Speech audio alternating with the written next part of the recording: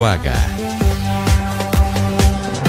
Son las 10 de la mañana, 34 minutos. Aquí seguimos conectados con ustedes en Mañanas Blue. Ya saben que vamos hasta la 1 de la tarde y que a partir de este momento ustedes pueden empezar a escribirnos al 301-764-4108, que es nuestra línea de WhatsApp, y que podemos seguir conectados con ustedes a través de nuestro canal de YouTube de Blue Radio en vivo, en donde nos siguen enviando sus mensajes, y a través de Ditu, la plataforma completamente gratuita de Caracol Televisión, ahí donde ustedes también nos pueden ver. Hoy los saludo desde Barranquilla, en la Puerta de Oro, en donde Marcela Peña ha estado durante 3 días haciendo cubrimiento al Congreso de Naturgas del sector gasífero en Colombia, Marcela, y creo que esta semana es una de las semanas en donde más se ha hablado de gas en nuestro país y de múltiples preguntas que hay sobre, pues, si vamos a poder tener gas a mejores precios de lo que hemos venido experimentando los consumidores en los últimos tiempos. Así es, Camila, pues mire, en este Congreso de Naturgas hemos hablado de todo, de las proyecciones del gas que nos falta para los próximos años, de las proyecciones del gobierno, que sigue insistiendo en que hay especulación en el mercado del gas natural.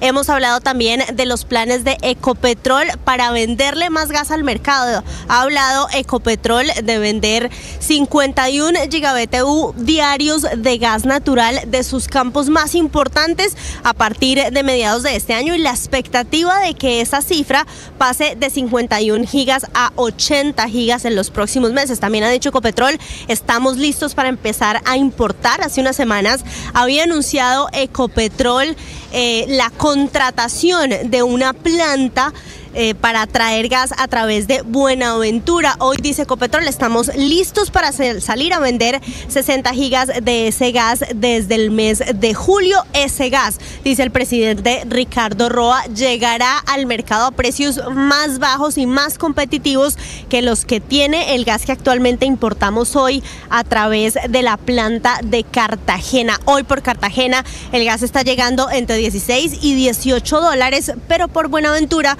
podría llegar entre 9,5 y 10,6 dólares por gigabtu, es lo que ha dicho el presidente de Ecopetrol, Ricardo Roa.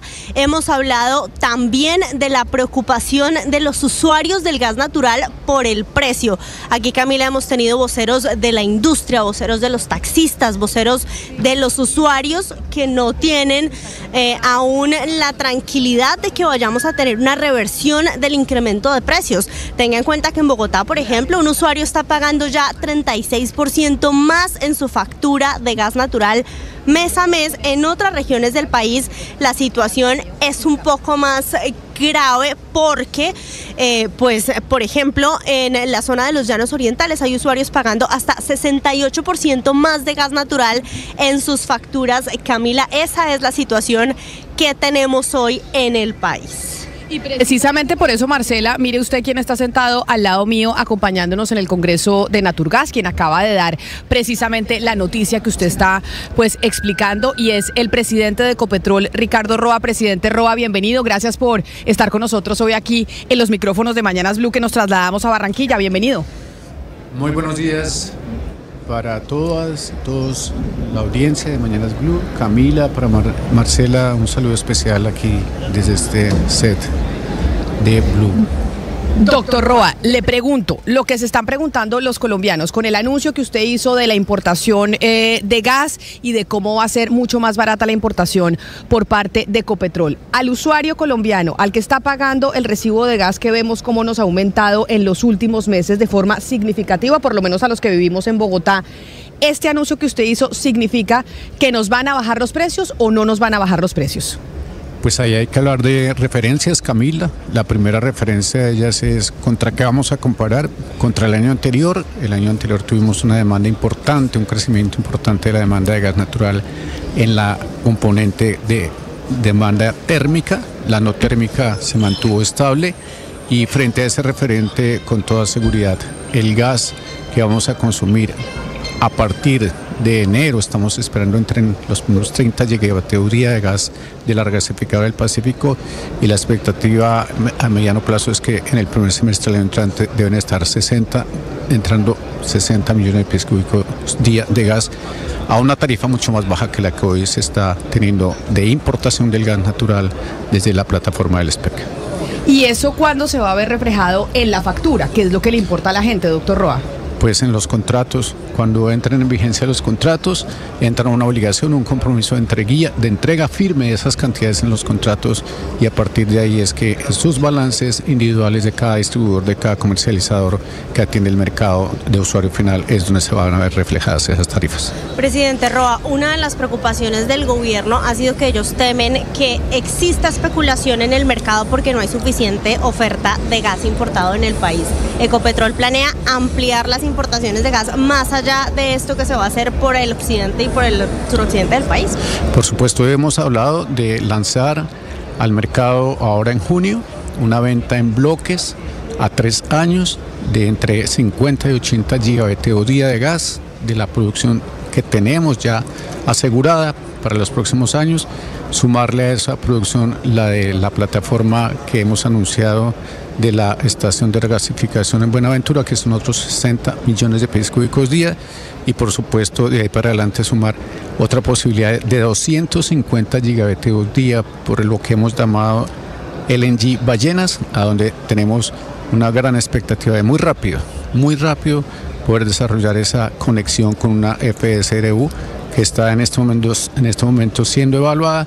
Por allí vamos a poder estar entrando hacia el segundo semestre o primer semestre del 2027 o segundo semestre del 26, otros 250 gigavatios día que hoy estamos anunciando. Ya estamos entrando en un proceso de comercialización de estos moléculas que ingresan al sistema de gas natural del país. Presidente, la noticia de la importación es muy buena para los usuarios, pero ese gas va a llegar hasta 2026. La preocupación de varios de los empresarios que están aquí hoy es qué van a hacer el 1 de diciembre de este año, que a muchos se les acaban los contratos que tienen firmados y quedan con una parte de sus hogares y comercios descubiertos. A ellos, ¿qué les puedo decir sobre el gas que van a encontrar a partir del 1 de diciembre del 2025? Bueno, ya estamos anunciando para ese periodo la entrada de entre 50 y 87 gigavatios día de gas, que es lo que vamos a poner a disposición de comercialización a partir del 1 de diciembre de este año. Presidente Roa, los cambios en el precio del gas, ¿cómo van a variar en las distintas regiones? Yo le estoy hablando, por ejemplo, de Antioquia. ¿Habrá cambios diferenciales o va a ser uniforme? Mire, este gas entra al Sistema Nacional de Transporte. Lógicamente, el impacto en cada una de las regiones va a estar asociado a cómo estén contratadas las distintas empresas distribuidoras y comercializadoras de este energético. Primero. Segundo, hay una priorización en la regulación para la atención de la demanda esencial. Es importante que aquí se sepa cuál es la demanda esencial. La demanda esencial son todos los usuarios, los consumidores de los pequeños comercios,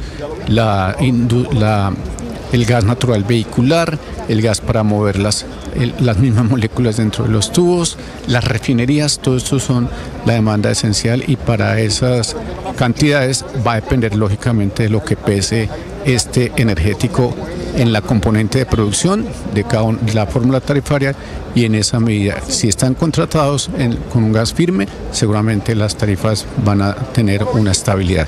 Si están contratados en las diferentes opciones de contratación que existen para el gas, pues seguramente ahí van a tener una volatilidad en el precio. Presidente Roa, estamos hablando hoy de esta importación como una buena noticia y entendiendo la política medioambiental del presidente Gustavo Petro, que es alejarse de los combustibles fósiles. Le quiero preguntar estratégicamente para el país, ¿esto qué tal es? ¿Es conveniente? Porque estamos hablando de importación, porque no se ha querido dar vía libre a más contratos de perforación dentro del país. Entonces, uno como ciudadano normal dice, la importación puede salirnos más cara a los colombianos, al bolsillo de cada usuario, y también medioambientalmente hablando, como lo dice el The Economist. Me imagino que usted vio el artículo con una crítica bastante fuerte a esta política del presidente Gustavo Petro, porque dice pues que medioambientalmente también es más complicado porque deja una huella de carbono más grande, porque estamos hablando de traer gas desde el exterior.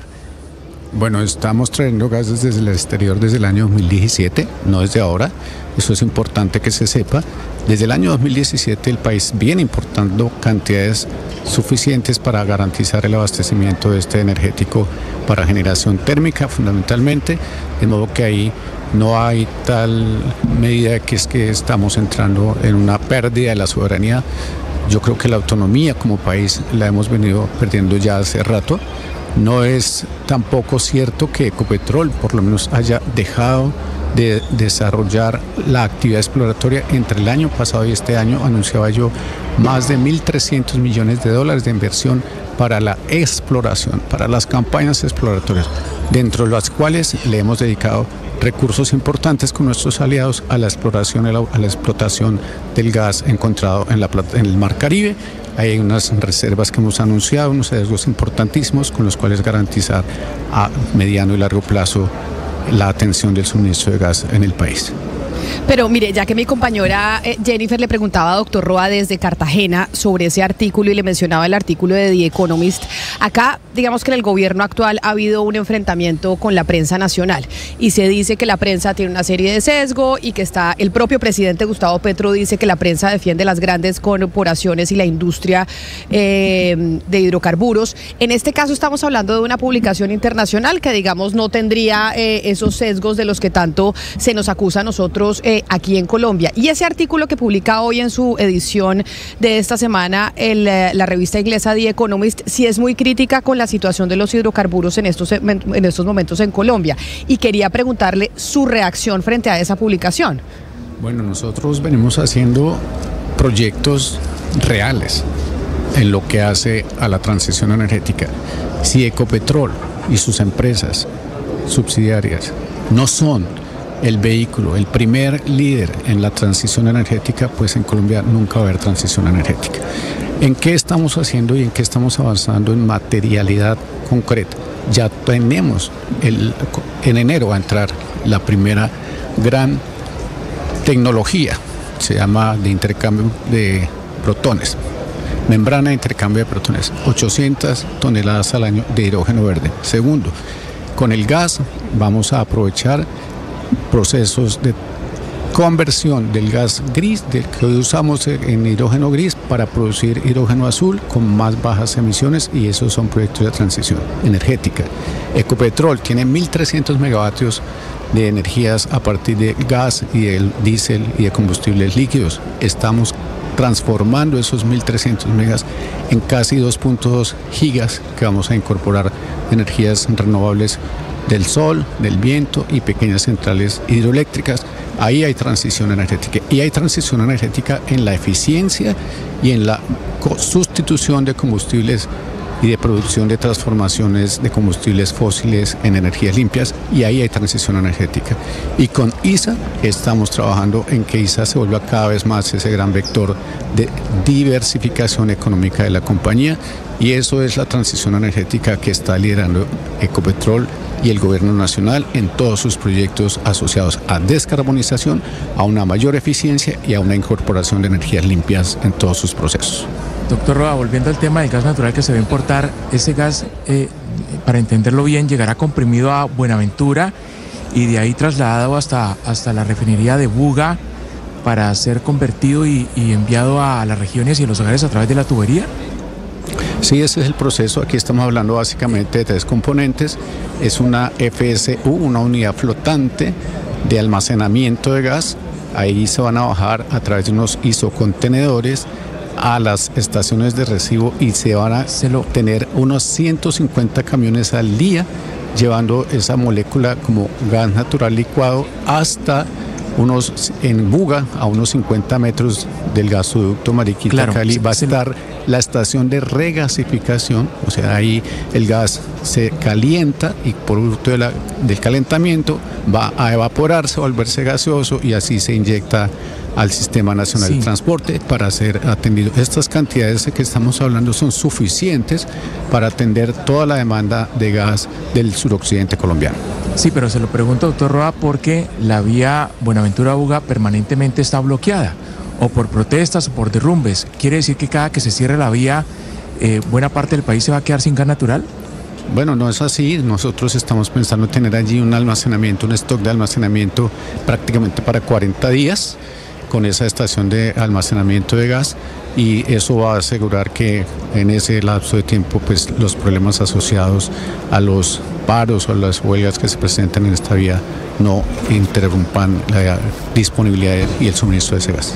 Doctor Roa, hace más o menos un mes, a través de un trino, el presidente Gustavo Petro le ordenó a Ecopetrol importar gas directamente desde Qatar.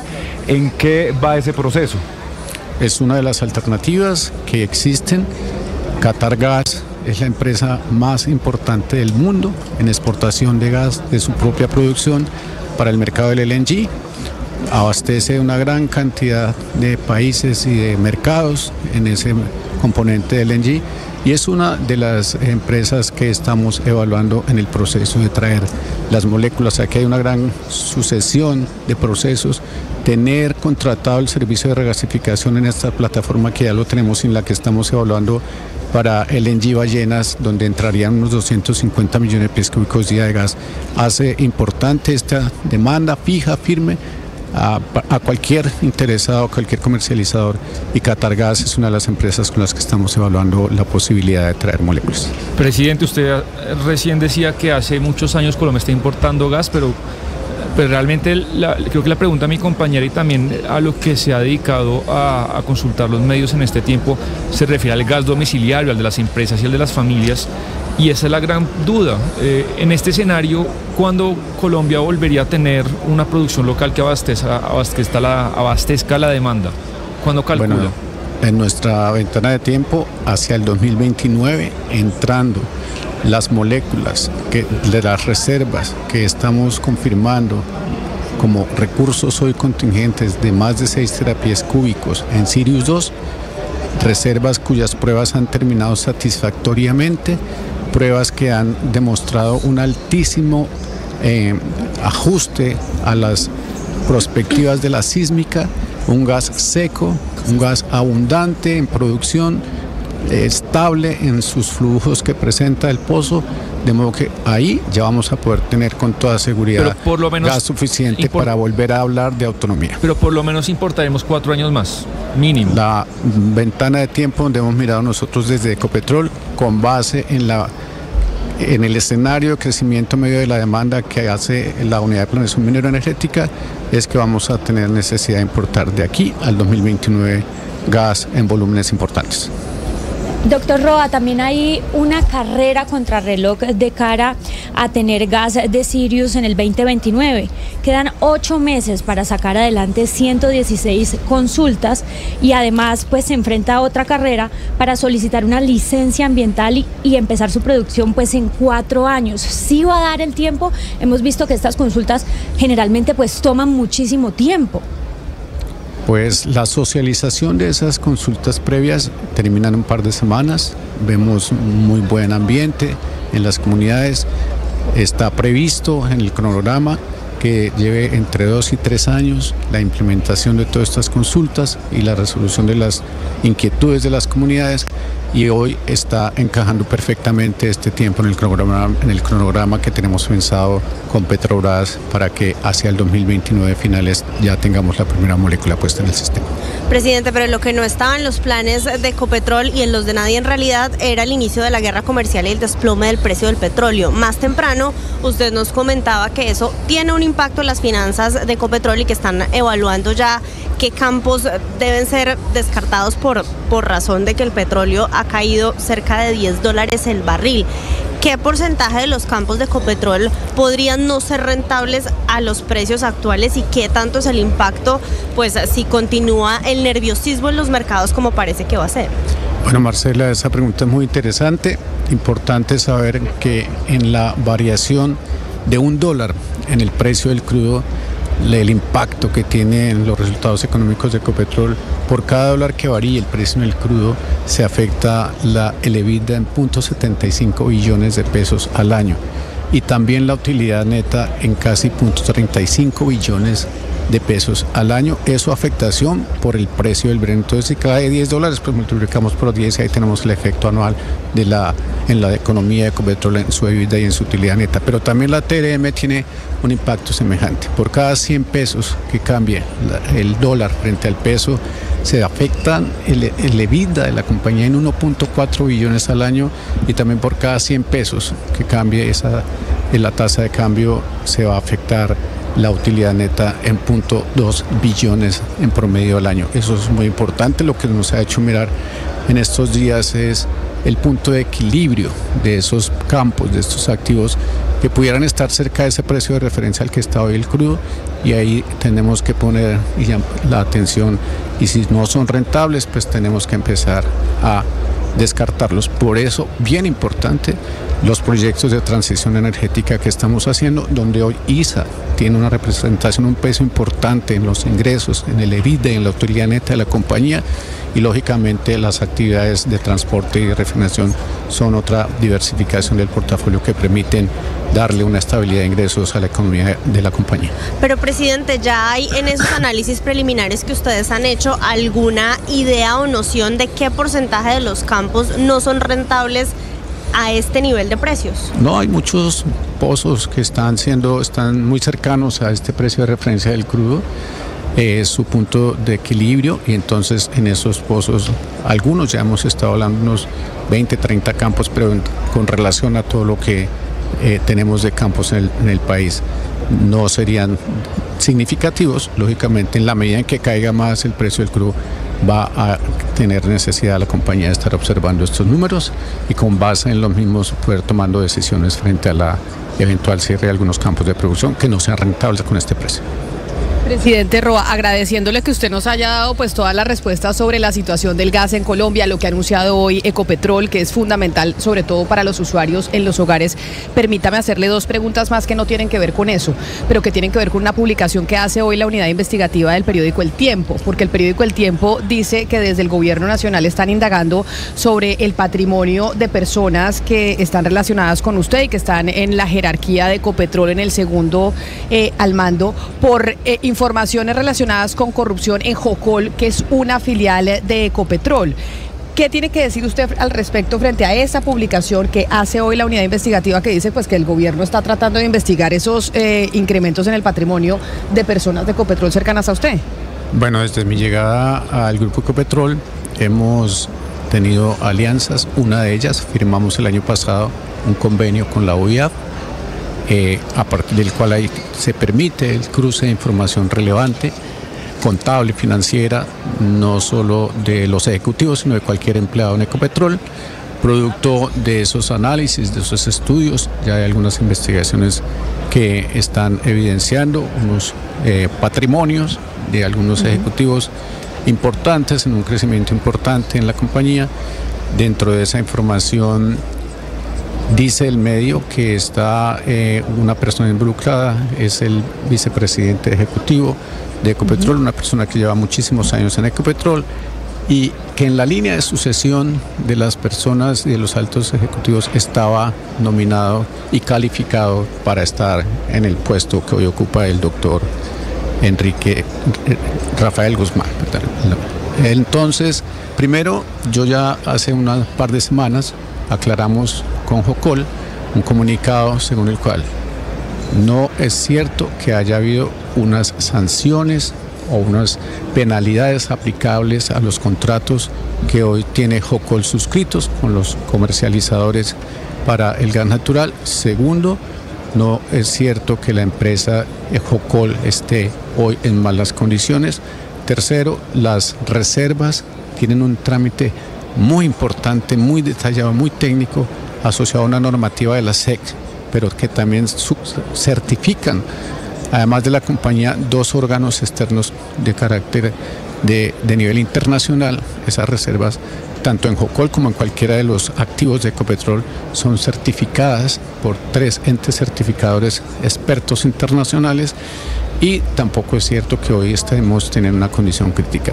Las investigaciones tienen que seguirse dando. A mí me han investigado ya internamente, y eso es un proceso que se está dando gracias a ese convenio que tenemos suscrito con la OIAF en aras de darle transparencia a los resultados, al crecimiento económico de los ejecutivos, de modo que es un proceso que está haciendo su trámite donde corresponde. Por eso, pues, es lo que podría decir al respecto. Presidente, y yo uno esa investigación que publica hoy El Tiempo, en donde dice que se están investigando esas personas por parte del gobierno al último Consejo de Ministros televisado, porque pues ahora estamos viendo cómo se dan esos consejos de ministros, y yo noté, corríjame si usted notó lo mismo o no, pues una actitud del presidente distinta con usted. El presidente parecía molesto y de hecho se refería a Edwin Palma como ministro de Minas, diciéndole que por favor Ecopetrol se acople a las políticas del gobierno, y no se dirigía directamente el presidente a usted. ¿Qué está pasando en esa relación? Porque a mí me pareció extraño en esa comunicación del Consejo de Ministros que hablaran de Ecopetrol y el presidente le hablara a Edwin Palma y no se dirigiera al presidente de la compañía. Bueno, el presidente me buscó, fue lo primero que hizo. No estoy sentado en la mesa principal donde están los ministros porque soy invitado especial a ese consejo. Entonces, cuando me busca, yo levanto la mano de atrás y le hablo. Como no me vio de inmediato, pues le dije al doctor Palma, nuevo ministro de Minas y Energía, la inquietud. Bueno, investigar ya qué está pasando, porque Ecopetrol no importa gas. Hoy lo dije, nosotros teníamos unas restricciones normativas y regulatorias que nos impedían ser importador de gas. Eso es una normativa que existía, que los productores nacionales no podían ser comercializadores de gas importado. Esa restricción ya se levantó con un decreto que recién salió en diciembre. Teníamos otra restricción normativa en una circular de la Superintendencia de Servicios Públicos que decía que si Ecopetrol iba a importar gas tenía que volverse una empresa de servicios públicos. Esa restricción también ya fue levantada. De modo que por eso es que hoy estamos haciendo los anuncios de que sí vamos a importar gas y lo vamos a comercializar. Pero no hay nada distinto en mi relación. Yo tengo una relación muy cercana con el presidente, la sigo teniendo. Me reúno permanentemente con él. Eso le quería preguntar, doctor Roa, porque el país conoce de esa relación cercana que usted tiene con el mandatario. La hemos conocido a lo largo de estos años, desde que usted estaba en la campaña manejando el tema de los dineros.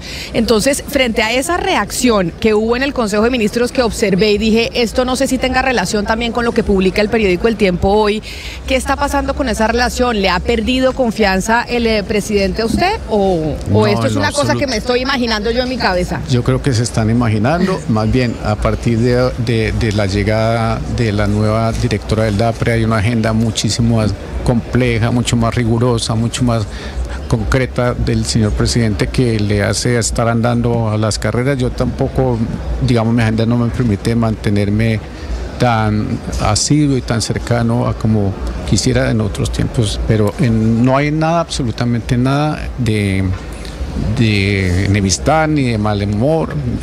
El presidente permanentemente hace reclamos a sus ministros, a los presidentes, a los directores, en los términos que él habitualmente lo hace. Yo siempre recibiré y respetaré estos llamados de atención con altura, con tranquilidad, con humildad, porque pero no hay absolutamente nada ni de pérdida de confianza ni de pérdida de cercanía, no solo en la relación profesional que hoy me asiste con el señor presidente, siendo yo el presidente de la mayor empresa de todos los colombianos, más importante, y mucho menos en el plano personal con el señor presidente. Pues presidente Ricardo Roa, precisamente por lo que acaba de decir, usted es el presidente de la compañía más importante de todos los colombianos, la que tenemos que cuidar como una tacita de té, y por eso le agradezco enormemente la generosidad con su tiempo y haberse sentado aquí en la mesa de Blue Radio en Barranquilla. Gracias por haber estado con nosotros, presidente Roa. Gracias, Camila, a usted por el espacio, Marcela, y a toda la audiencia. Para mí fue un gusto estar con ustedes. Un saludo muy especial. Era el presidente de Ecopetrol, Ricardo Roa, quien ha hecho anuncios importantes hoy aquí en Barranquilla sobre el tema del gas, que obviamente, pues, Sebastián, es algo que nos preocupa a todos los colombianos, pero sobre todo al ciudadano de a pie que le llega su recibo y ve cómo el recibo está llegando más caro. Ya en marzo ocurrió eso, por eso fue que, digamos, la inflación subió levemente para marzo. Ya los últimos contratos, Camila, entiendo que han venido retrocediendo un poco el precio, pero pues la mala noticia es lo que nos dice el presidente, que hasta por lo menos el 2029 Colombia seguirá importando gas para uso domiciliario y para las empresas. Es decir, el próximo presidente, sea el que sea, va a tener que importar por lo menos el 75% de su gobierno el gas. Entonces, eso le pega pues a las familias, pero le pega también cuando usted va a un restaurante, porque esa empresa, esa hamburguesería, ese comercio, pues tiene que pagar más gas y se lo transfiere usted a los precios. Y pues esto sí es, a lo mejor es culpa de muchos gobiernos, Camila, pero es una pésima noticia. A mí se me subió el gas, Sebastián, le cuento, se me subió sí. y lo noté. Y mire, el doctor Roa nos hablaba de esta importación que él dice, es que desde 2016 Colombia está importando gas natural y me generó curiosidad y me fui a los datos y acá estoy viendo un gráfico de Bloomberg que dice que sí, efectivamente desde 2018 aquí está marcada la importación de gas natural licuado a Colombia, pero se ha subido muchísimo. En 2024 tuvo una disparada tremenda, estábamos importando nosotros más de 2 millones de pies cúbicos de gas natural licuado. Y si ustedes miran ese gráfico, si están conectados a través de YouTube o de Ditu, pues ven que es una disparada tremenda, porque en 2023 estábamos en más o menos el millón de pies cúbicos, pero en 2022 no llegamos ni a los 500,000. Entonces sí es llamativo y yo creo que el gobierno también tiene que incluir en su discurso esta subida, porque sí importábamos desde 2016, pero la disparada ha sido tremenda. Es que ese es, creo yo, algo un poco engañoso, Jennifer, que el gobierno ha vendido. Porque claro, es que estamos hablando de gas domiciliario para las familias. Ese es el gas que se está importando de hace 40 años, Colombia no lo hacía. El gas que se importa desde 2018 es para el uso de las plantas térmicas, que recordemos que las plantas térmicas, pues algunas se utilizan con carbón, otras con gas. Esa es otra discusión que pues se lleva haciendo hace muchos años. Lo que se está haciendo es importar gas domiciliario. Eso es lo que nos hacía 40 años y por eso es que viene esa gráfica, lo muestra usted bien, por eso se dispara. Porque usted ve ahí, los que no están viendo, todas las barritas son muy parecidas y se dispara en 2024 porque ahora se está importando gas para el uso de empresas y familias. Pues aquí estamos desde Barranquilla, precisamente con esa discusión que se está teniendo o se ha venido teniendo durante toda la semana en el Congreso de Naturgas, porque aquí es algo que nos toca absolutamente a todos y por eso es importante y era importante escuchar al presidente de Ecopetrol. Nosotros vamos a hacer una pequeña pausa porque, como saben, a partir de hace ya un par de semanas, todos los viernes tenemos candidatos presidenciales, porque ya en el 2025 arrancamos la carrera presidencial. Increíblemente en esta oportunidad, a pesar de que no ha empezado formalmente, pues ya estamos en año electoral y hoy tenemos un nuevo pato al agua que nos acompaña desde Barranquilla. Ya regresamos.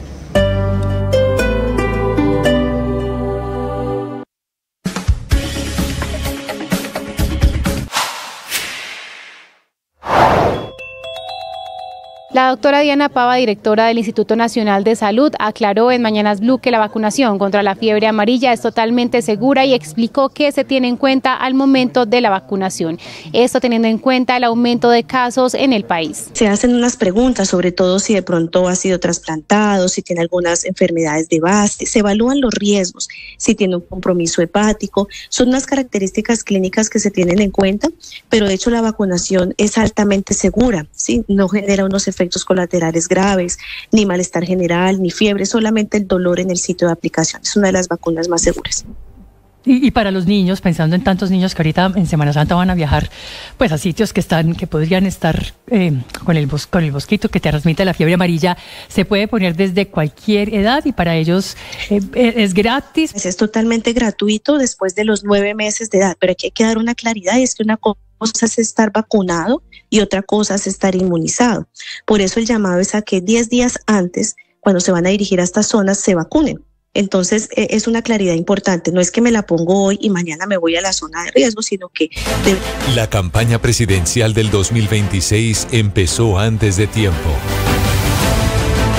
Ya muchos decidieron lanzarse al agua. ¿Quiénes son? ¿Cuáles son sus propuestas? ¿Por qué quieren llegar a la Casa de Nariño? En Mañanas Blue, patos al agua. 11 de la mañana, 8 minutos, y como podían ver ustedes quienes están conectados con nosotros a través de Ditu y de nuestro canal de YouTube de Blue Radio en vivo, el pato al agua que nos acompaña hoy es el presidente del Nuevo Liberalismo, Juan Manuel Galán, candidato o precandidato Galán. Bienvenido a los micrófonos de Blue Radio. Gracias por acompañarnos aquí el día de hoy desde Barranquilla. Bienvenido a Blue Radio. Muchas gracias, Camila, por la oportunidad y todavía no soy candidato. Bueno, entonces, ¿cuándo? Pero ya sabemos que sí, o sea, que sí se va a lanzar al agua, o ¿cuándo decide oficialmente si se lanza o no se lanza? Pues no lo descarto, pero en este momento como prioridad nos hemos fijado la conformación de las listas al Congreso, porque sea quien sea el próximo presidente va a necesitar gobernabilidad y un equipo en el Congreso que trabaje en todas las tareas que tiene que acometer el próximo gobierno, que serán tareas colosales para que el país retome un rumbo. Pero ya que usted habla de las listas al Congreso, ahí le pregunto, ¿la va a liderar Alejandro Gaviria? Como se ha dicho, el exministro Alejandro Gaviria, ¿usted le propuso al exministro que liderara esa lista? Pues estamos conversando con él. Él me manifestó el interés que tiene en el nuevo liberalismo, cree en el nuevo liberalismo, se sentiría cómodo en el nuevo liberalismo y en los próximos meses pues va a tomar una decisión sobre qué rumbo va a tomar, pero es una persona muy valiosa, es una persona que creo que le aportaría mucho, por ejemplo, en el Congreso de la República al país. Pero ahí, ¿cómo hace para organizar el lío con Dignidad y Compromiso y el doctor Jorge Enrique Robledo, ex senador también? Porque entiendo que en estas listas al Congreso ustedes quieren hacer una lista conjunta con Dignidad y Compromiso, que es el partido de Sergio Fajardo y Jorge Enrique Robledo. ¿Es así? ¿Eso va a pasar? ¿Eso ya es un hecho o tampoco se ha definido? Estamos también en conversaciones, tanto con el MIRA como con Dignidad y Compromiso, para conformar una lista al Senado de la República y explorar en cada región, que es un universo independiente, lo que se puede hacer en materia de Cámara de Representantes, porque son 34 listas a la Cámara de Representantes con por lo menos un 30% de representación de las mujeres en las listas. Claro, pero ahí usted tiene un chicharrón importante, porque si se van a unir con Dignidad y Compromiso, también se ha hablado mucho que Jorge Enrique Robledo volvería al Congreso de la República y también lideraría esa lista. Entonces, ¿cómo hacen para definir entre Alejandro Gaviria, entre Jorge Enrique Robledo? ¿Cómo están en esas negociaciones? Bueno, lo importante es que podamos lograr puntos de encuentro y concentrarnos en lo que nos une en este momento, que es la democracia del país, que es la institucionalidad, que es la recuperación de la confianza. Ellos han tenido diferencias, como todos las tenemos, pero creo que hay que anteponer lo que nos une en este momento, que creo que es mucho más fundamental de lo que nos separa y lo que puede separar a Jorge Enrique con Alejandro Gaviria. Pero entonces, venga, le digo una cosa, entiendo lo de Dignidad y Compromiso, entiendo la unión con el nuevo liberalismo, pero ¿y el MIRA ahí como qué juego entra a tener? Bueno, el MIRA hemos hablado mucho de la transparencia en el ejercicio de la política. Tenemos diferencias, puntos de vista que nos separan, pero lo que hemos dicho es, hay unos puntos que nos unen que son más importantes en este momento para el futuro del país que lo que nos pueda separar, y pues el partido MIRA ha venido teniendo un papel muy importante desde hace muchos años en el país, tienen una representación en el Congreso, tienen una representación territorial que yo creo que es muy importante sumar esfuerzos, unir fuerzas en pro del propósito que nos une. Corto, temas de la familia, temas sobre todo que tienen que ver con ese ámbito personal de los colombianos. Ahí, pues, ¿cómo compaginan unos y otros? Pues yo creo que en el mundo estamos viendo un fenómeno en donde fuerzas disímiles en muchos aspectos logran unirse y logran ponerse de acuerdo. Mire lo que está pasando, Camila, en Alemania, por ejemplo. El acuerdo que acaba de lograr para el nuevo gobierno alemán, para el nuevo canciller alemán, que unió a fuerzas disímiles, fuerzas muy distintas, que las separan muchas cosas, pero que lograron unirse en temas fundamentales por el destino de ese país. Yo creo que tenemos que lograr encontrar esos puntos que nos unen, y en el caso del MIRA es el punto de la defensa de la democracia, de la Constitución del 91, que tanto trabajo y sacrificio ha costado construir.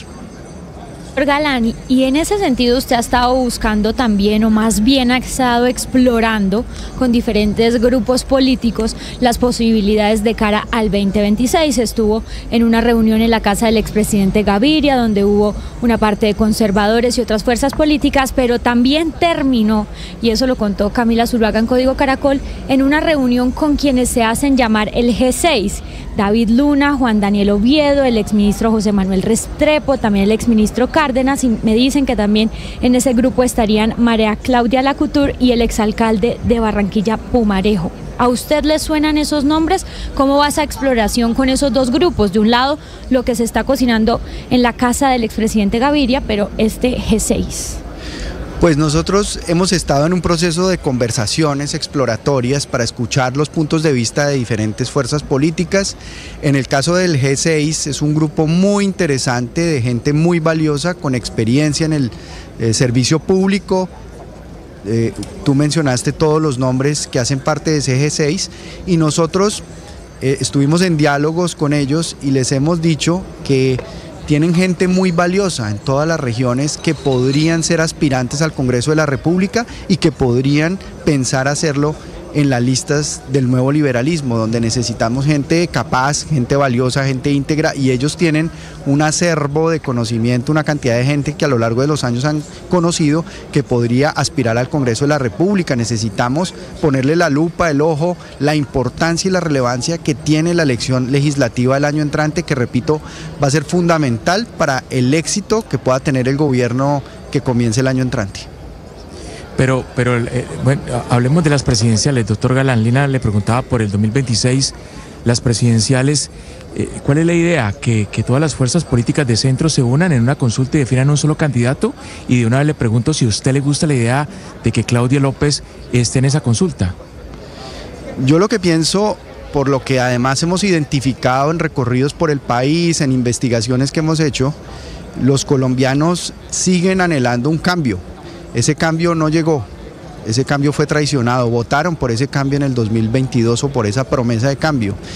Yo no creo que quieran regresar atrás a lo que nos venía gobernando cuando votaron por el cambio. Creo que quieren una propuesta que mire hacia adelante, que saque adelante el país, que le diga, por ejemplo, a los jóvenes que se van a poder quedar a construir un proyecto de vida en Colombia y no como 81 de cada 100 que está pensando en irse del país porque no ven opciones, no ven oportunidades de trabajo, no ven respaldo, no ven acompañamiento.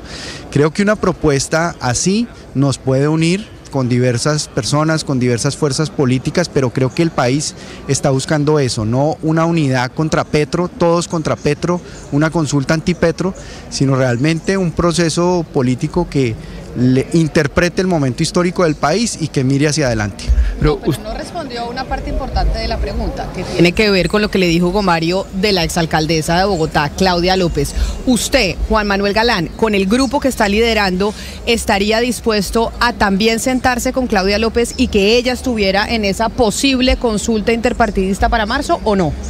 Pues mire, Camila, yo en lo que es Claudia López como persona, le reconozco muchas cualidades, una trayectoria, pero tengo que decir una cosa con toda honestidad, y es que no hay confianza con ella para hacer acuerdos, porque ella, lo que vivimos en el 2022 con la coalición de la esperanza, pues fue una experiencia para todos absolutamente nefasta en cuanto a la construcción de confianza con Claudia López. ¿Pero esto lo piensa solo usted, o cuando usted dice lo que vivimos con la exalcaldesa Claudia López en las pasadas elecciones fue la destrucción de la confianza, lo estarían pensando también Sergio Fajardo, Jorge Enrique Robledo, el exministro Juan Fernando Cristo, que pues estuvieron ustedes en ese grupo? ¿O esto solo lo está pensando usted, doctor Galán? Pues yo creo que lo piensan varios. Es que Claudia tuvo 6 candidatos presidenciales en el 2022. Claudia empezó con Fajardo, luego apoyó a Alejandro Gaviria, luego apoyó a Ingrid Betancourt, tenían al doctor Amaya, hoy gobernador de Boyacá, luego fueron a donde el ingeniero Rodolfo Hernández a convencerlo entre Carlos Amaya y Angélica Lozano, y terminaron en segunda vuelta con Gustavo Petro, 6 candidatos a la presidencia. Entonces eso fue realmente pues muy poco confiable en términos de alianza y de trabajar con un compañero en ese sentido. Pero los políticos se caracterizan por tener cintura, y uno ahí los va identificando, y usted acaba de mencionar a otro que estuvo en ese grupo, que es el exgobernador de Boyacá, Carlos Amaya, quien en estos momentos está pensando si renuncia o no a la gobernación para aspirar a las presidenciales por el Partido Verde y unirse a ese frente amplio que ha propuesto el presidente Gustavo Petro. ¿Usted cómo ve eso? De alguien que estaba en su grupo y que apoyó a Rodolfo Hernández y ahora está pensando en ser candidato, pero pues para irse con el equipo de Gustavo Petro, hoy presidente. Pues después del 2022 y lo que pasó en esa elección, muchos de los que estuvieron presentándose en la coalición de la esperanza, diciendo que representaban el centro, que no querían a los extremos, una cosa nueva y distinta para el país, terminaron migrando hacia el gobierno nacional, hacia el actual gobierno de Gustavo Petro, participando con él, no solamente Claudia López, sino también pues el gobernador de Boyacá, Carlos Amaya, Juan Fernando Cristo, y lo que también desarticula o hace perder confianza en la política y en las posturas políticas son esos vaivenes y esos cambios de camiseta de un lado para otro según la conveniencia personal, y yo no creo que eso sea lo que está esperando el país en este momento. Pero en esos cambios, doctor Galán, y en esa crítica que usted le hace al gobierno, que siempre lo ha sido, pues sí le quería preguntar por la presencia del partido de la U en la convención del nuevo liberalismo en la que usted sale reelecto, porque bueno, su fuerza ha sido muy crítica con el gobierno, pero pues el partido de la U está con el gobierno, lo ha estado muy cerca, Clara Luz Roldán, digamos, Dilian Francisca Toro, etcétera, y más allá de un proyecto de poder a ustedes, ¿qué los puede unir con el partido de la U?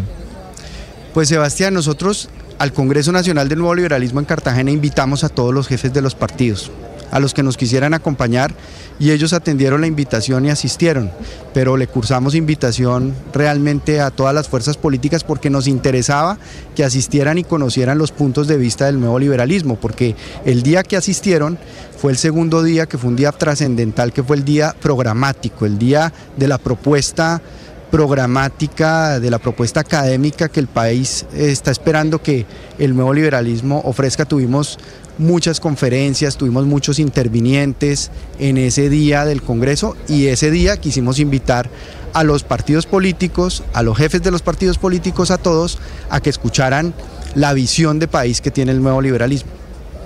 Pero doctor Galán, a mí no me queda muy claro usted realmente hacia dónde podría estar yendo, porque es que yo lo veo en esa reunión del expresidente Gaviria, donde entiendo también hubo gente de la U, de los conservadores, pero también dice que le suena al G6, y entiendo que también estarían revisando el tema de una consulta, o van a terminar todos unidos en un gran saco, pues para hacerle frente al candidato que salga de la izquierda. ¿Usted hacia qué lado realmente va?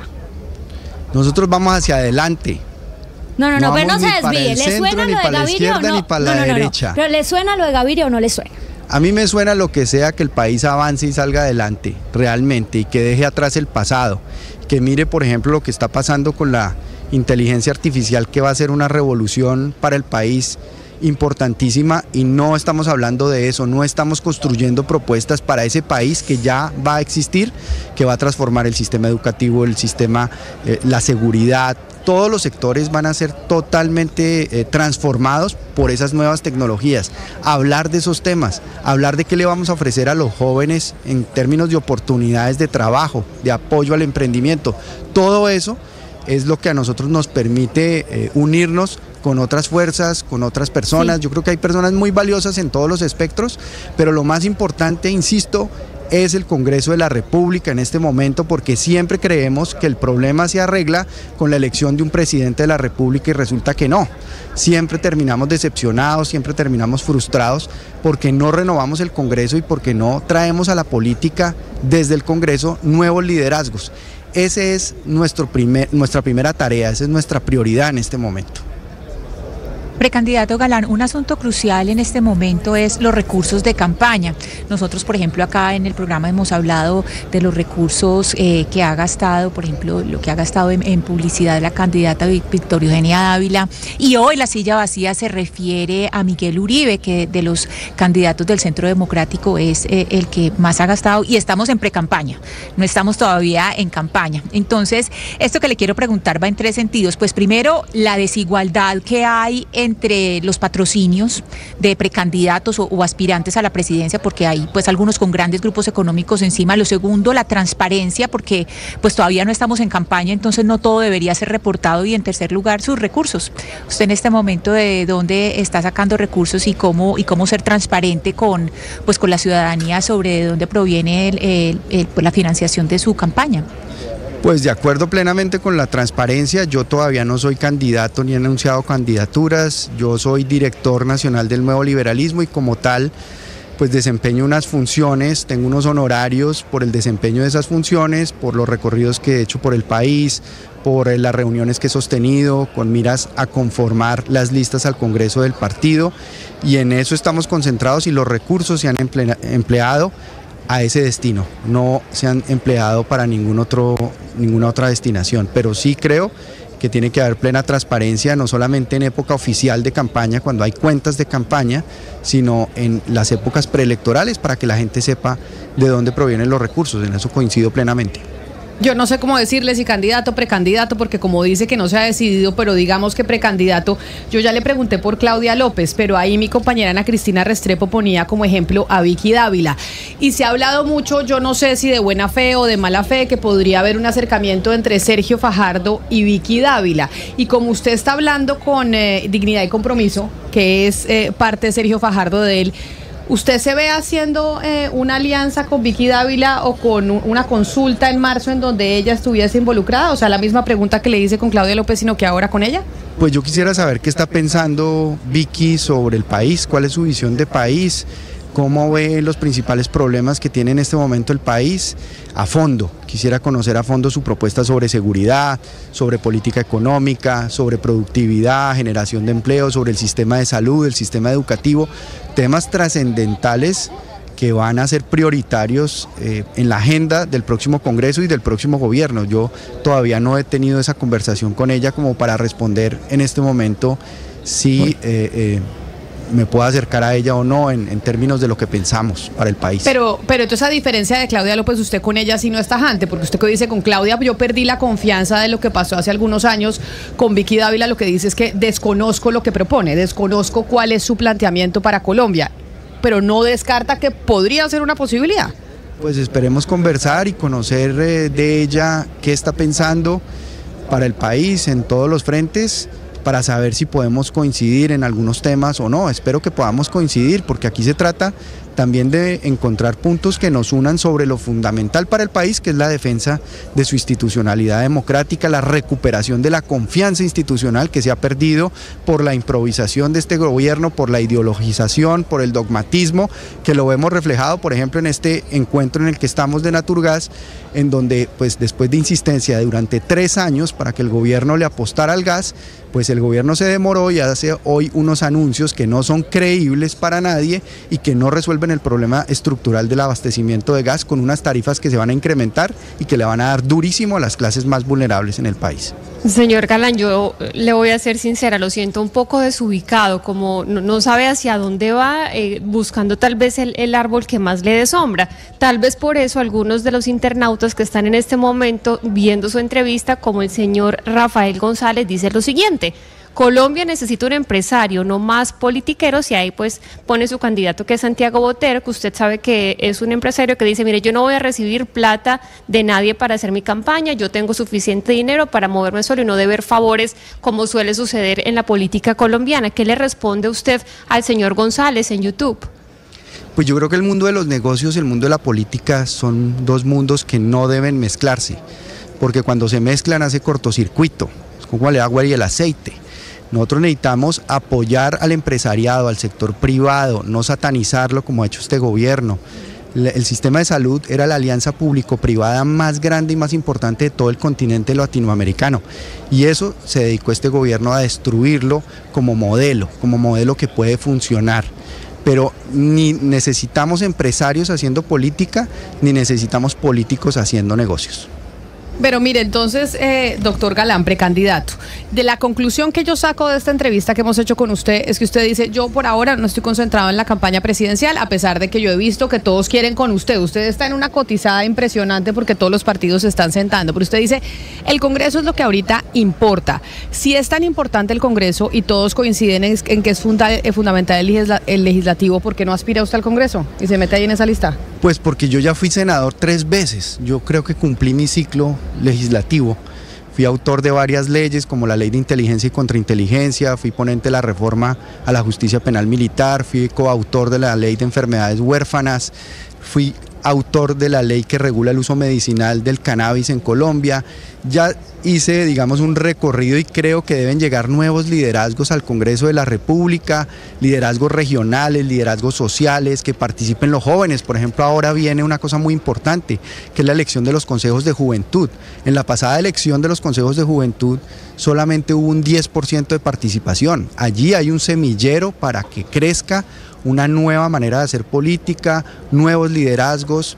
gente de verdad con vocación de servicio que llegue a la política, y tenemos que trabajar en eso hemos trabajado en el nuevo liberalismo. Yo me he dedicado ante todo a construir partido, porque creo que los partidos políticos son fundamentales como institución para la democracia, pero necesitamos partidos coherentes, partidos que trabajen, partidos que sean rigurosos a la hora de proponer ideas, de proponer cambios, de proponer iniciativas. Ahí tenemos a Juan Sebastián Gómez y a Julia Miranda, nuestros dos representantes a la Cámara, Julia en la Comisión Quinta, Juan Sebastián en la Comisión Primera, que vienen haciendo un trabajo muy importante en el Congreso, muy reconocido, independiente, con buenas iniciativas como la de Juan Sebastián Gómez de acabar con la cultura mafiosa que ha imperado en nuestro país. Entonces estamos concentrados en eso y hemos seguido un camino que hemos buscado que sea coherente. No estuvimos ni con el gobierno de Duque ni hemos estado con el gobierno de Petro, y hemos buscado que el país encuentre un nuevo camino, un camino del cambio, pero de un cambio realista, un cambio enfocado en los resultados, un cambio construyendo equipos, recuperando los equipos técnicos, por ejemplo, en la administración pública, que se perdieron porque todos migraron de las instituciones públicas. Todo eso es un trabajo en el que hay que empeñarse y trabajar con todas las fuerzas políticas que estén dispuestas a comprometerse allí. Pero ya que usted dice que el país está buscando coherencia, que usted no apoyó ni a Duque ni a Petro, le pregunto por el Centro Democrático, porque no sé si ese partido estuvo en la reunión de la casa del expresidente César Gaviria, y si ustedes pues se sentarían con el Centro Democrático, o ese es otro sector que dicen pues no, pero gracias. Pues es que el Centro Democrático representa ese pasado que el país quiere superar, porque no olvidemos que el Centro Democrático estaba gobernando cuando el país votó por Gustavo Petro, pensando o ilusionado, esperanzado en un cambio, en una promesa de cambio que terminó siendo traicionada, como lo fue la promesa de cambio de Gustavo Petro, la improvisación del gobierno, todo lo que ya conocemos en materia fiscal. El Comité Autónomo de la Regla Fiscal está diciendo que el gobierno tiene un problema de caja entre 50 y 60 billones de pesos, y nos embarcan, por ejemplo, en una compra de unos aviones de combate que en este momento no se necesitan. Nos embarcan también en una consulta popular que vale 1 billón de pesos, un millón de millones de pesos vale esa consulta, mientras vemos la crisis de desfinanciación del sector salud y del sistema de salud. Entonces todos esos temas son temas fundamentales en los cuales nos tenemos que concentrar y buscar realmente que el país pueda salir adelante en un mundo muy convulsionado, en un mundo muy difícil, en donde esta guerra comercial no sabemos en qué termina entre China y Estados Unidos. Doctor Galán, muy buenos días, le saluda Andrés Carmona. Doctor... no, es que Carmona no se podía perder la entrevista. no la Carmona podemos. Que se la pasa en el Congreso y pendiente. A Andrés Carmona lo veo muy bien de camiseta. Creo que por eso, de hecho, le va a preguntar. Precisamente por eso le vamos a preguntar, doctor Galán. Usted recuperó la personería jurídica del partido de su padre, el nuevo liberalismo, recuperó el emblema que es la efigie de su padre, Luis Carlos Galán, pero sin duda esto con las leyes actuales ha generado cierto roce, por así decirlo, en el Consejo Nacional Electoral con el Partido Liberal. Sabemos que hay una queja del secretario general del Partido Liberal, Rodrigo Llano, pidiéndole al Partido Liberal, al nuevo liberalismo, que renuncie al nombre de liberalismo y al color rojo. Ustedes van a tener que cambiar todos los emblemas que los identifican para la contienda electoral, porque es algo muy reconocido por el nuevo liberalismo. Pues lo que sabemos es que existe esa queja, se aperturó una instrucción dentro del Consejo Nacional Electoral y nosotros hemos respondido y hemos seguido ese proceso, pues alegando que pues el color rojo no es propiedad privada de nadie ni se puede patentar, pero además los distintivos, la identidad del nuevo liberalismo pues ya es algo que desde hace 40 años está en el imaginario colectivo, porque el nuevo liberalismo fue fundado en 1979, estuvo ausente 35 años de la escena política por el exterminio que sufrió, de más de 50 de sus miembros asesinados, entre ellos su cúpula, sus máximos dirigentes como Rodrigo Lara Bonilla, como Luis Carlos Galán, Guillermo Cano Izaza, Jorge Enrique Pulido, 50 concejales en el Magdalena Medio, en el Urabá antioqueño, exalcaldes, y por eso la Corte Constitucional restituyó la personería jurídica de 4 partidos que se les reconoció que la violencia había sido la causa de su desaparición. No solamente el nuevo liberalismo, sino Salvación Nacional, el Partido Comunista y el Partido Verde Oxígeno. Entonces nosotros no podemos renunciar a esa identidad, no podemos renunciar a esa historia que significa los distintivos que nos permiten que los electores nos distingan en el tarjetón. Yo tengo entendido que ya que usted habla de la Corte Constitucional, es la propia Corte Constitucional la que ordena que tienen que cambiar el color y el logo. No. A ver, la historia es la siguiente. La Corte Constitucional emitió una sentencia, nosotros realizamos el tercer Congreso Nacional del partido donde aprobamos los nuevos estatutos del partido como nos ordenaba la Corte, registramos esos estatutos ante el Consejo Nacional Electoral que aprobó su registro y nos hizo unas observaciones de ajustes en los estatutos que debíamos hacer, que los hicimos a su debido tiempo y jamás el Consejo Nacional Electoral nos rechazó los estatutos donde estaban contenidos los logos y los distintivos y el color del partido, de modo que fueron registrados, aceptados legalmente por el Consejo Nacional Electoral en su momento. Y le tengo una última pregunta, ya que don Andrés Carmona pues habla de su papá, del apellido Galán. ¿Usted sí cree que los colombianos elegirían a dos Galanes para gobernar? Porque si usted se lanza a la presidencia, pues usted tiene un hermano que es alcalde de la principal ciudad del país y tendríamos, o la propuesta sería, tener a dos hermanos gobernando en los puestos más importantes de nuestro territorio. ¿Usted cree que Colombia estaría dispuesto a votar por dos personas del mismo apellido para que nos gobernaran? Pues como lo dije, aún no soy candidato ni he tomado la decisión de ser candidato, pero eso es lo que la democracia permite, que la gente sea la que decida. Pero además yo creo que los alcaldes de Colombia necesitan un gobierno aliado, un gobierno que los acompañe, que los apoye, que los respalde, que se alinee con sus planes de desarrollo. Yo creo que el próximo presidente de la República debe construir un plan de desarrollo alineado con los planes de desarrollo que ya están en curso de ejecución de los alcaldes, entrar a respaldarlos en materia de seguridad, golpeando el centro de gravedad de las estructuras criminales que son sus finanzas. Esa debe ser una prioridad, un gobierno que los acompañe, un gobierno aliado, un gobierno que saque adelante sus proyectos y no se dedique a meterles palo en la rueda y a bloquearlos en todas sus iniciativas, como es lo que estamos viendo actualmente.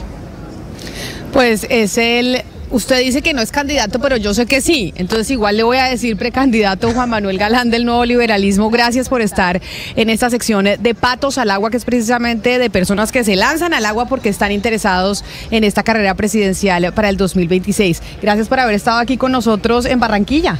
Muchas gracias, Camila, por la invitación, a todo el equipo de la mesa de trabajo en Bogotá, un saludo cordial y también a los oyentes, por supuesto, de Mañanas Blue.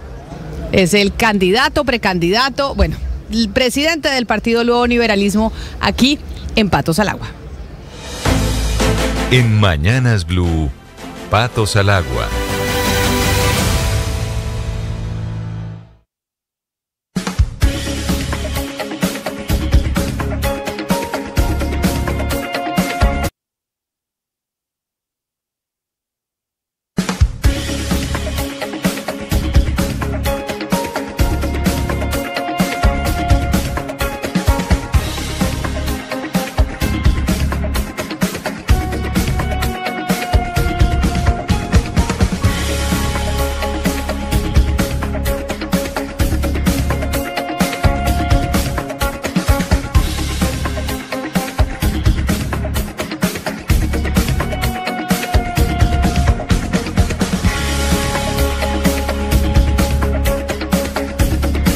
Brasilera, porque bueno, estamos en viernes ya abriendo Semana Santa y resulta, Jennifer, que yo estoy aquí en Barranquilla a una hora suya de Cartagena, en donde me están llegando muchos turistas, pero además están llegando muchos turistas porque tenemos final de la Sub-17 mañana contra Brasil. O sea, Colombia tiene final contra Brasil mañana de la Sub-17 y por eso ahora le pongo música colombiana, pero es que Brasil pues es el mejor dicho, así sea Sub-17 o lo que sea, pues sí son los número 1 del mundo.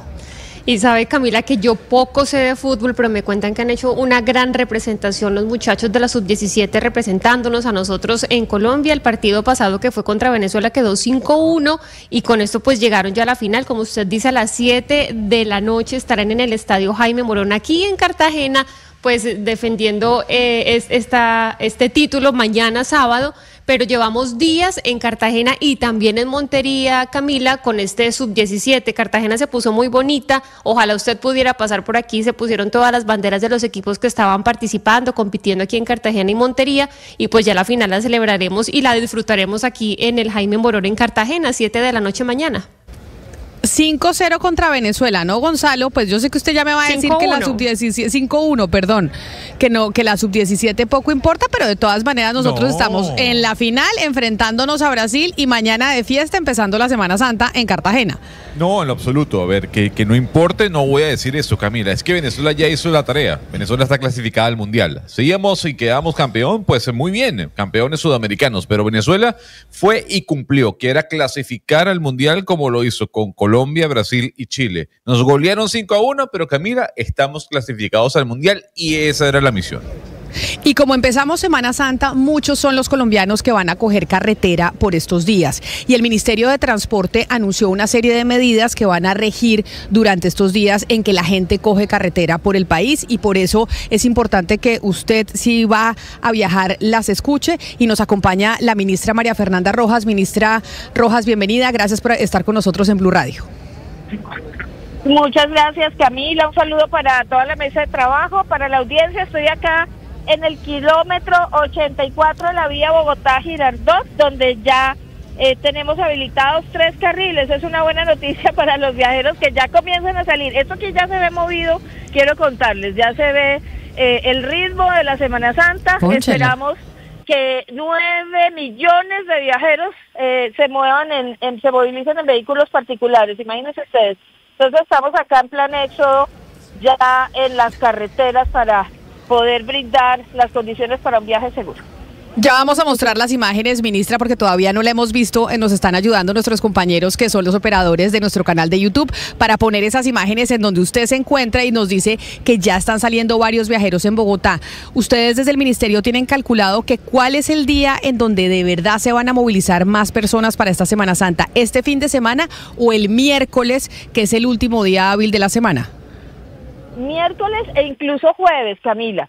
Según los reportes, por ejemplo, dentro de las medidas que hemos tomado es exigirles a los concesionarios que a su vez ellos tengan medidas en los peajes, que tengan más taquillas, que tengan, digamos, una serie de planes que aceleren el paso de la gente por estas casetas, y justamente coincide el jueves como el día de mayor proyección de viajeros. Hoy es un día muy importante, mañana también tiene una relevancia, luego miércoles y hay un pico también el jueves. Y por supuesto, ojo, esto también es un dato clave, el retorno, el domingo es clave, porque la salida se va dando de manera gradual, ¿cierto? Aquí ya vemos todos estos días que la gente usa para salir, pero el domingo se regresa ya prácticamente todas las personas que salieron. Entonces también una invitación a que hagan esos viajes también, y ojalá podamos distribuirnos gradualmente, los que puedan regresarse el sábado o el domingo temprano, pero sí calculamos que va a ser fuerte el movimiento del retorno, y vamos a tener casi 4 millones de personas, 3.800.000 según los cálculos, en las terminales de transporte. Entonces eso también aporta a la movilización que se hace en carretera. Los 9 millones que les digo es en toda esta Semana Santa, pero vehículos particulares, más casi 4 millones de vehículos que van a salir y a llegar a las terminales terrestres. Pues esto significa que el movimiento va a ser grande, y que es importante tomar medidas antes del viaje, revisar llantas, frenos, luces, descansar antes de coger carretera, antes de salir con la familia, tener un buen descanso y disfrutarse estos días también con un viaje seguro. Ministra, siempre que tenemos época de vacaciones y que la gente coge carretera, pues tenemos accidentes de tránsito. Durante esta semana hemos hablado de las cifras y cómo en Colombia, lo decía el ministro de la Defensa el lunes en el Congreso de la República, mueren más colombianos en accidentes de tránsito que en el conflicto armado. Y nosotros desde enero de este año, cuando estuvimos en la época de vacaciones de diciembre, hemos intentado contactar a la gente de la Agencia de Seguridad Vial, que es la gente que recibe el presupuesto, esa entidad que recibe el presupuesto para hacer capacitaciones, para hacer campañas educativas, para reducir el número de accidentes en las vías. Ha sido imposible, no contestan, no sabemos allá quién trabaja y además lo que vemos de los resultados es que no está funcionando lo que están haciendo. No está funcionando lo que están haciendo desde esa Agencia de Seguridad Vial porque vemos que cada día son más personas las que se mueren en las vías. ¿Qué está pasando con esa entidad, ministra? Mira, yo primero aclararte un dato. Sí hemos tenido una cosa muy importante como país y es que hemos logrado parar una tendencia al alza en las cifras de siniestros, en dos indicadores que son graves, los siniestros viales y los fallecidos en siniestros viales, ¿sí? Esto es una tendencia que venía corriendo rápidamente, gravemente en los últimos años, pero desde el año pasado el indicador de disminución de siniestros viales mejoró, es decir, bajó. La meta siempre debe ser en cualquier país, en cualquier sociedad, 0. Esa debe ser la meta, nada, y de fallecidos en siniestros viales especialmente debe ser 0. Nadie debe morir en un siniestro vial. Pero cuando teníamos una tendencia al alza y esto baja el 2%, hay un paso importante. Este año en el puente de San José, los siniestros viales bajaron un 80% en comparación con esa misma fecha del año pasado. O sea, sí hay unos avances que son muy importantes. Ahora, yo sí coincido con usted en una cosa. A la Agencia de Seguridad Vial le hace falta mostrar esos resultados. Le hace falta mostrar más esos avances, esos resultados que han tenido. Han venido haciendo una campaña que se llama 365, que es una campaña de seguridad vial por todo el país, que tiene sensibilización en las ciudades donde se presenta la más alta siniestralidad. Pero yo, desde hecho, cuando yo llegué al ministerio, de lo primero que les dije es, hay que mostrar esas cifras, hay que mostrar esos logros. Pero ministra, porque entre otras, eso... Camila, al gobierno le achacan que no tiene logros, que no muestra, que no tiene metas cumplidas, y sí las tiene, pero ha habido un error estructural en no mostrar avances importantes. Ministra, pero sí lo puedo, que... digamos, dar fe de lo que he encontrado. Sí, pero esta semana, y no solo esta semana, sino durante mucho tiempo, por eso le digo las fuentes de quienes han dicho que por lo menos Bogotá ha aumentado su siniestralidad. En Medellín, Ana Cristina nos contaba cómo salía una encuesta en donde más del 40% de los conductores se montaban a los vehículos habiendo consumido drogas psicoactivas. El ministro de la Defensa hablaba de las muertes y los accidentes viales, y por eso le hablo de la Agencia de Seguridad Vial, porque además, Ana Cristina, también se ha hablado que esa es una cuota y una mermelada que le dieron a un congresista del Partido Conservador, al señor Trujillo, que es el que tiene a los conservadores ayudándole al presidente Gustavo Petro del Congreso. Sí, vamos por partes, Camila, porque es que hay una cosa que la ministra está hablando de mostrar cifras, pero es que no es solo mostrar, sino lograrlas, porque a 2022 estábamos hablando de 8.430 siniestros y la meta del gobierno es 6.830. Entonces, no es solamente mostrar, sino que se logren. Y ahí lo que está en cuestión, el cuestionamiento es sobre el cargo de María Antonia Tavares Pulgarín. Ella es la directora general de la Agencia de Seguridad Vial, y sobre ella le quiero preguntar, ministra Rojas, porque es de público conocimiento, es decir, y se lo estoy diciendo porque la fuente mía es de la misma agencia, que ella es inamovible porque es parte de la mermelada de Carlos Andrés Trujillo, que es un político conservador de aquí de Antioquia, que sabemos que tiene en varios lugares, tiene cuotas, y que por eso que esa persona que debería estar en un cargo, que debería ser una persona técnica con un cargo técnico, pues no se puede mover de ahí porque es un compromiso con el señor Trujillo. Mira, Ana Cristina, yo creo que ahí ustedes están planteando dos temas, ¿sí? Uno, que son las cifras en la siniestralidad, y yo, digamos, frente a eso, soy muy cuidadosa porque es que estos indicadores reflejan unas problemáticas muy serias. O sea, estamos hablando de personas que fallecen en estos siniestros viales, y en eso trato de tener como cierto cierto cuidado y cierta consideración. Pero sin duda estamos bajando los indicadores de siniestros viales y de personas fallecidas en siniestros viales. Y eso no es, digamos que una cosa es mostrar y otra cosa es hacer. No, es que se ha logrado bajar. Por eso hemos venido anunciando. Cuando yo llegué al ministerio en enero de este año, pedí una presentación de estos temas de seguridad vial. Y me dijeron, yo conozco algo del tema, entonces sabía que venimos de años atrás de una tendencia al alza en la siniestralidad. Y entonces me dicen, no, mire, ministra, hemos bajado esos indicadores. Hay una reducción del 5% de personas, de víctimas fatales en siniestros viales, si comparamos enero de 2025 con enero de 2024. Y yo dije, venga, ¿y por qué no estamos contando eso? Lo mismo, estos son personas fallecidas en siniestros. Lo mismo, veo las cifras de siniestros viales, hemos bajado en un 2%. Entonces, a eso me refiero, que hay que poder socializar más. Porque, ¿qué quiere decir eso? Que hay acciones que están funcionando. ¿Qué quiere decir eso? Que en algunos temas estamos avanzando. Ahora, no les voy a negar que hay otros temas críticos. Por ejemplo, el tema de motociclistas, ¿sí? ¿Quiénes mueren más en la movilización en bicicleta? Los jóvenes.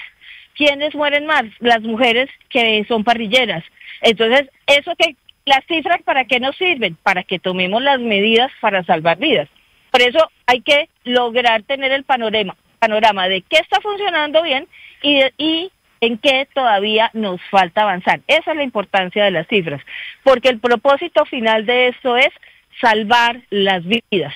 Y entonces necesitamos, por supuesto, hacer más esfuerzos en la educación vial, por ejemplo, para motociclistas.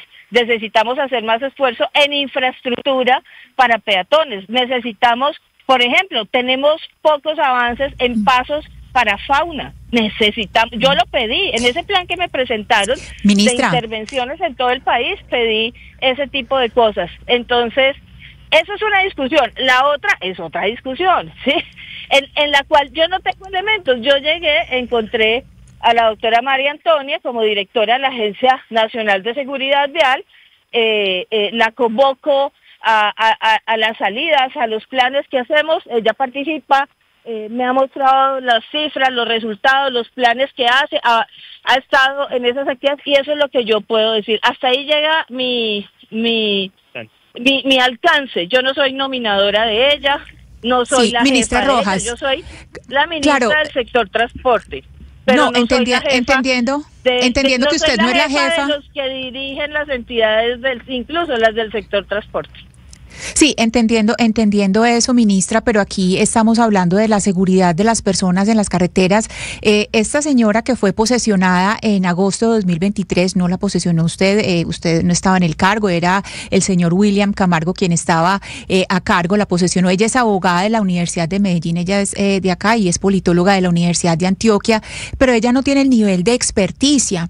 Y lo que estamos cuestionando acá es que en este momento estamos hablando de la seguridad vial a puertas de la Semana Santa y de todo lo que pasa en Semana Santa y no vemos las campañas, no vemos todo lo que se debería estar implementando para que baje la accidentalidad. Y me pregunto si el Ministerio de Transporte, usted dice, no es mi jefe, yo no soy su jefe, sí, está bien, usted no es la jefe, pero ¿cómo se han medido los resultados de la señora Tavares Pulgarín, que como bien le digo, los de la misma agencia me dicen que ella es inamovible porque es cuota de Carlos Andrés Trujillo, si ella sí ha cumplido con su propósito inicial, que lo dijo desde el principio, que el propósito principal era bajar la disminución de fallecidos y lesionados en siniestros viales? Mira, las cifras han bajado en siniestralidad y en personas fallecidas en siniestros viales. Lo cual tampoco ni siquiera uno, por poderles responder a ustedes, podría tampoco adjudicárselo a la gestión de una persona.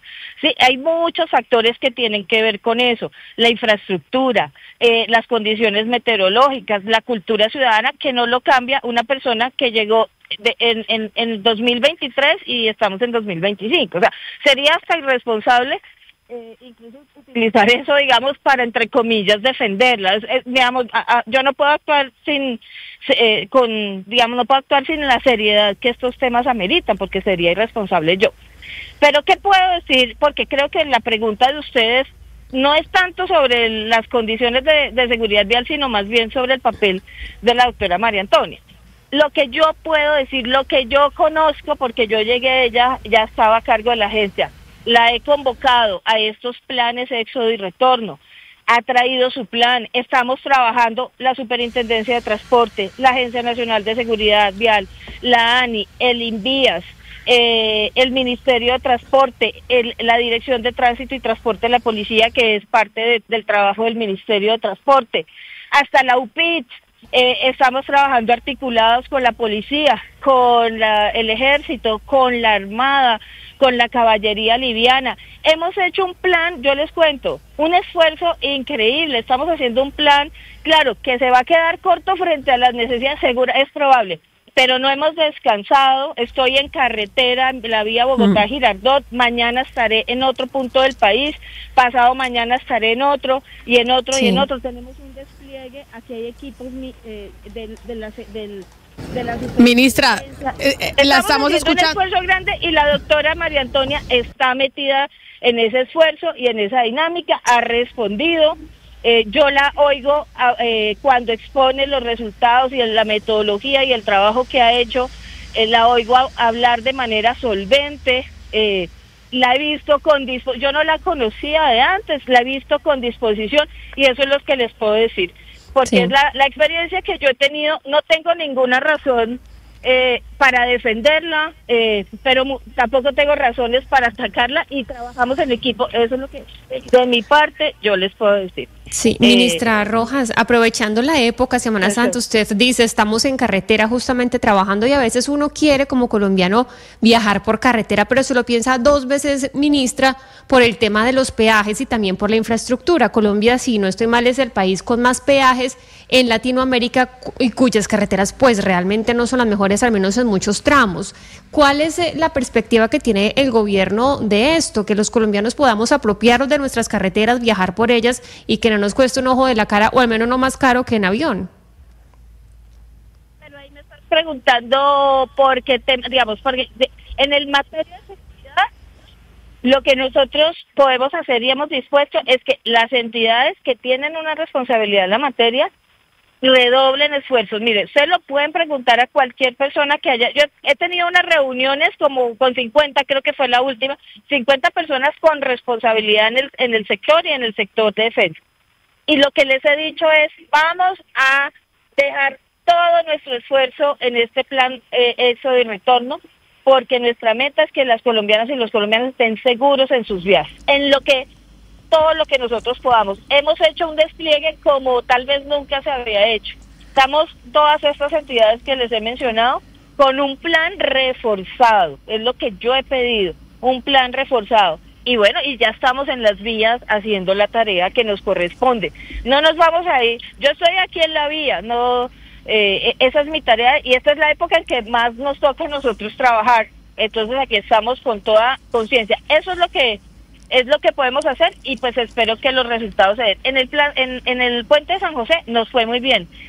Si uno compara con el puente de San José del 2024, disminuimos en 80% la siniestralidad. Esa es la satisfacción más grande que uno puede tener para ministra, cuando hace todas esas jornadas. Ministra, entonces, disculpe, la interrumpo. Yo no le estaba preguntando por tema seguridad, sino por tema de lo costoso que es viajar por las carreteras colombianas. Sé que parte de un diseño de negocio que está conformado así, pero ¿hay algún plan en el gobierno para tratar de cambiar esto? ¿Quién hizo el diseño de negocios? No sé quién lo hizo, pero sé quién está gobernando en este momento, por eso se lo pregunto.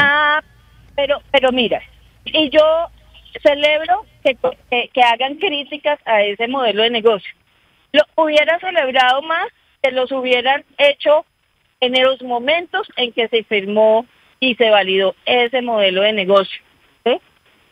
Y claro, hay temas leoninos en ese modelo de negocio que nos dejaron amarrados en muchos casos con contratos casi que inamovibles, que si tú intentas hacer una reclamación, porque eso es diseñado muy hábilmente, y si tú intentas hacer una reclamación, es más fácil que se vaya uno a la cárcel por una reclamación a que la contraparte asuma una responsabilidad que incluso a veces estaba en un contrato original y la fue cambiando en el tiempo. Y esa pelea nos la estamos dando. Por ejemplo, no voy a decir porque quiero que me den un espacio para hacer un anuncio las otras semanas si ustedes lo consideran. Hay un peaje de una concesión que se va a revertir, ¿cierto? Yo quiero que ese peaje lo maneje Invías, es decir, el Estado, porque lo puede hacer bien, y podríamos además darles otras buenas noticias a los usuarios. Y créame, lo difícil que es, pero nos damos las peleas. Entonces, es un modelo de negocio que además saben qué efectos está teniendo, que están ocupando el espacio fiscal y no permiten que este gobierno pueda priorizar los proyectos del Pacífico, Ministra, los proyectos de Nariño, los proyectos de La Guajira, los proyectos del Amazonas, de la Orinoquia, etcétera. Y entonces yo sí comparto, ahí ha habido un modelo de negocios leonino, y luchar contra eso es Goliat, es David contra Goliat, pero acabamos. Y ministra, ahí me queda una duda. Tener resultados. Usted que trae a colación el Invías, porque hay dos entidades muy importantes de su cartera que están en este momento en interinidad, que están en encargo. ¿Qué va a pasar con la Aerocivil después de la salida del doctor París y justamente del Invías después de la salida de Juan Carlos Montenegro? Pues el presidente nombra el director de Aerocivil, también tomará su decisión sobre el director de Invías, y yo creo que ya muy pronto llega el director de Aerocivil. Pues, ministra, agradeciéndole su tiempo, hablándonos desde las carreteras ahora que empieza el plan Éxodo, me pareció decir que usted quería hacer un anuncio. ¿Cuál era el anuncio que quería hacer? Pues de esta reversión, pero se los anuncio cuando lo logre. No le digo que eso me ha tocado luchar. Esto es cada cosa donde usted intente cambiar algo inequitativo que afecta a la ciudadanía, a los más necesitados. Mejor dicho, usted deja ahí sangre, sudor y lágrimas, pero vamos a dar todas las batallas necesarias a ver qué logramos cambiar de estos modelos. Que yo coincido con ustedes, pero ojalá esta forma de ver esto lo hubiéramos hecho hace años cuando se nos impuso una cosa que por una parte puede tener ventajas, pero por otra a la ciudadanía le sale muy, muy oneroso. Es la ministra de Transporte, María Fernanda Rojas, aquí en los micrófonos de Blue Radio, en el plan Éxodo antes de Semana Santa. Ministra, gracias por haber estado aquí con nosotros y mucha suerte, y ojalá no tengamos de verdad una reducción de muertes en esta Semana Santa comparado con los años anteriores. Un saludo muy especial.